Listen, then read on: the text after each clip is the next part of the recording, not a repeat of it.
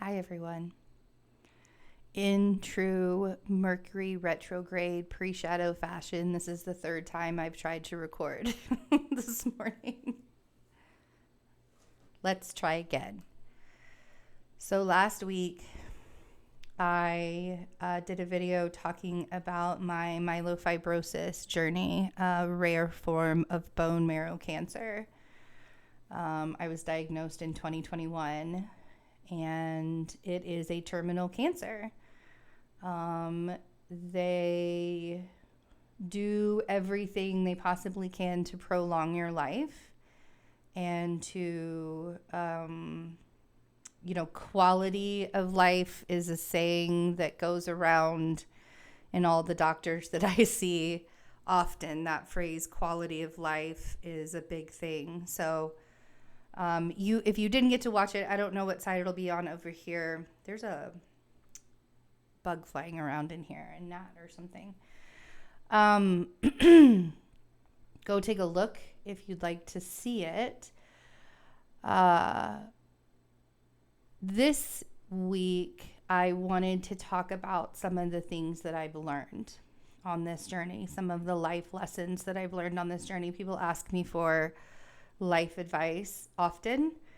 And, I highly recommend, if you are ever questioning your life choices, if you are ever down in the dumps, if you're ever, thinking that your life is the pits and, it's just nothing could go, it's all just horrible and crumbling down and crashing down all over you.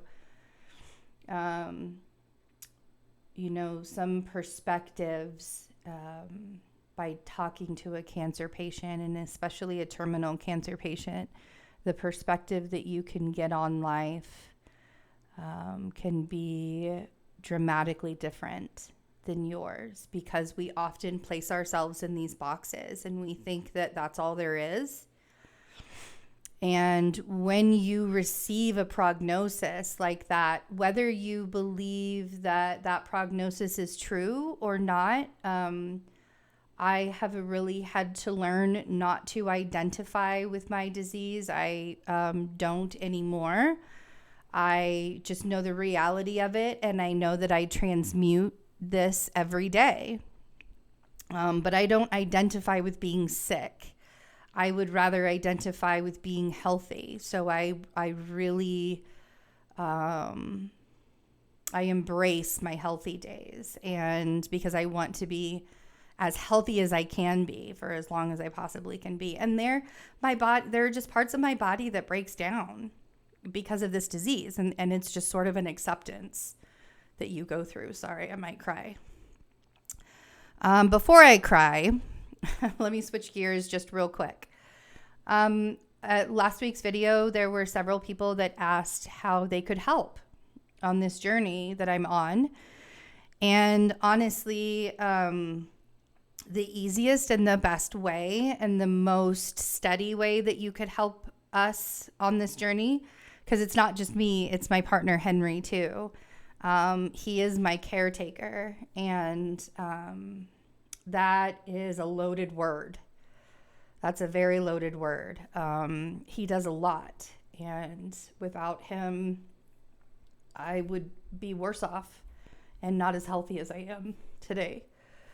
So the way that you could help is through the Patreon that we have up. I am putting up all of the astrology, the monthly astrology based on your rising sign. You can also watch the astrology for your sun sign if you don't know your rising sign, or you can ask me for your rising sign if you don't know your rising sign. So you could help with the Patreon. That's like the most steady. And then of course, like, I'm still doing readings.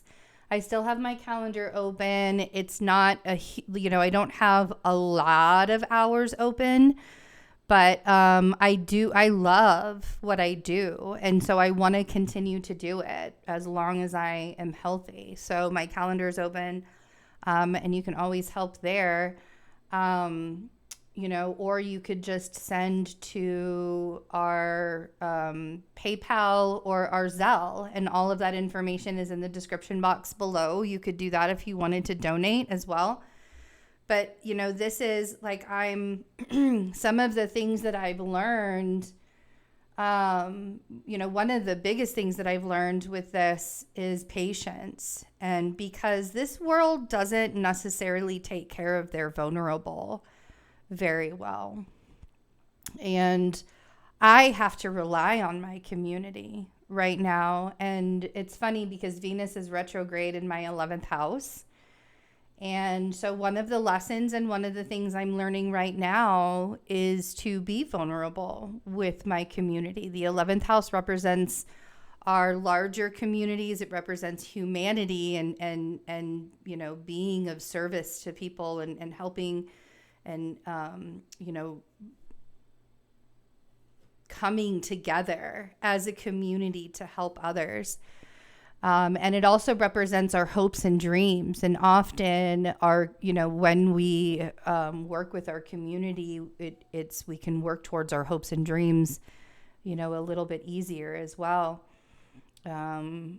Humans thrive in community. And I think that's like one of the things that every single religion got right, was that humans thrive in community. I'm a believer that religion, like every religion got about 5%, got about 5% of all of this right. And it stems from the love base, right? When we go back to the love and we go back to the source.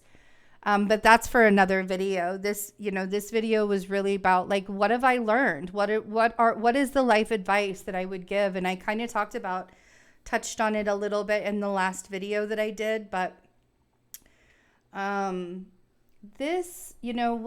one of the biggest things that I learned was to not really take yourself as seriously. This world is hard. Some of us really signed up for some difficult journeys to go on in this existence. I'm sorry, I'm a little stiff in my neck right now. And so when I move a certain way, I kind of cringe. So I don't know if you guys noticed that I just did that, but when I swallow, it hurts too. Like it's a muscle in my neck. It's very strange, the one that I pulled. But the world is really hard. And I think that people are recognizing that even more. More so in the last 3 years, as we've all gone through a lot of trauma. So, one of the things I've really learned is to not take yourself so seriously. You got to be more graceful with yourself. You have to be more kind with yourself. Along with that, treating your body like it's a house you're going to be living in for 80 years. It's amazing how we treat the structures that we purchase in this lifetime. We treat those things better than this vessel that we carry around all day long, every single day. And part of that is because of the traumas that we've been through in our lives. And so when I started to learn that, one of the reasons why I ended up with this diagnosis and this prognosis is because I never learned how to love myself properly. I never learned how to love properly, period, at all. The way that I learned how to love was just weighed down by conditions. So many conditions. So breathing and giving yourself, especially right now, like things like the energy is really heavy, and it's very easy to be hard on yourself right now. And it's very easy to be hard on your loved ones too. If you're being hard on yourself, you're going to be hard on your loved ones. Like that's just kind of the way that goes. When we're hard on ourselves, we're always projecting. we're projecting that discomfort onto other people too. So, really being kind and graceful to yourself. And that starts with the narrative that you have going on in your mind. And it's not just about always thinking positive. It's about just not trashing yourself. And another thing that I really learned is taking accountability and taking responsibility for yourself will help you to stop paying attention so much to what other people are doing. Because that makes us feel really bad about ourselves. When we pay attention to what other people are doing and we're not paying attention to what we're doing, particularly for ourselves, that will kill your soul. That will just beat you down, and it'll make you feel really, really unworthy. So being easier on yourself, not being so hard on yourself, not taking yourself so seriously also includes showing up and being accountable for what you're putting into your body, and being accountable and recognizing that it's not always about, there's so many people in this world that want to tell other people how to live their lives. From getting a vaccination to where their children should go to school, to what they should be worshiping and believing in every day. Like, there are a lot of opinions. And reminding myself that my beliefs are mine and other people's beliefs are theirs. And our beliefs are based on and built from our own perspectives of where we came from and how we grew, and our life experiences that we've been through. And our beliefs evolve with us. Our beliefs are not a universal absolute truth. That's different. I can believe something for myself, and you don't have to necessarily believe that, but you can respect it. And that's another problem that we have going on, right? And so one of the other things that I've learned, and, part of this life advice, is to take the things that other people say to you as with a grain of salt.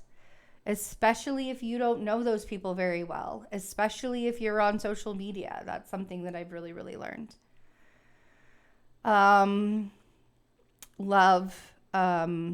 Love is one of those things that is an absolute truth. And it's not the conditional kind that we've all learned to believe in. Love, the unconditional love that comes from Source, is in everything. And it's even in the painful things, because it doesn't have conditions, right? And so it's not going to judge the pain, and it's not going to identify with the pain. It's just going to give it space to exist.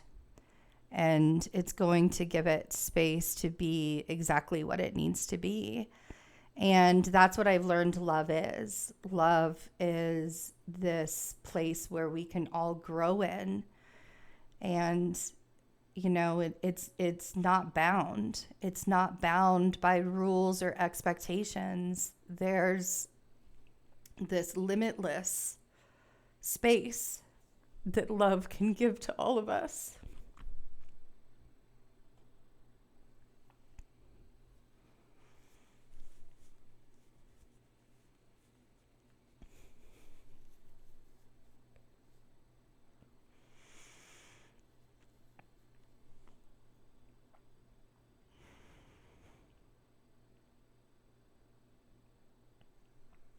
And that's what's missing,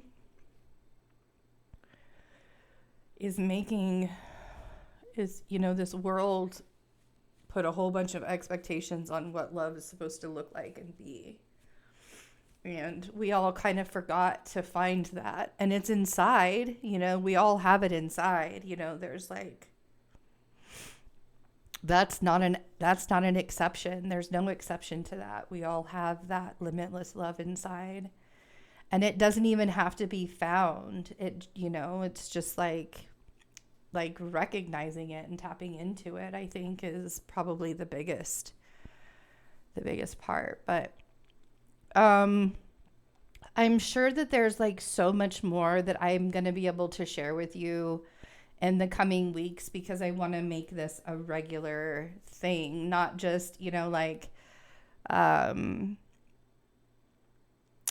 I feel like it helps me too, it's a good relationship, like getting this out. But there's a lot that happens that people don't understand. There's the perspective that's given to a person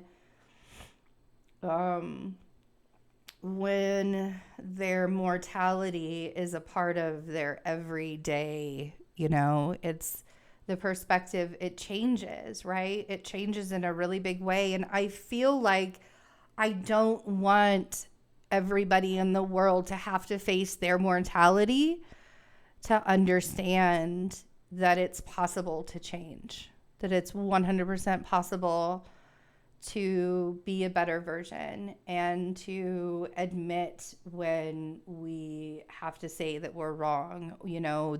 That pride gets in the way of unconditional love all the time.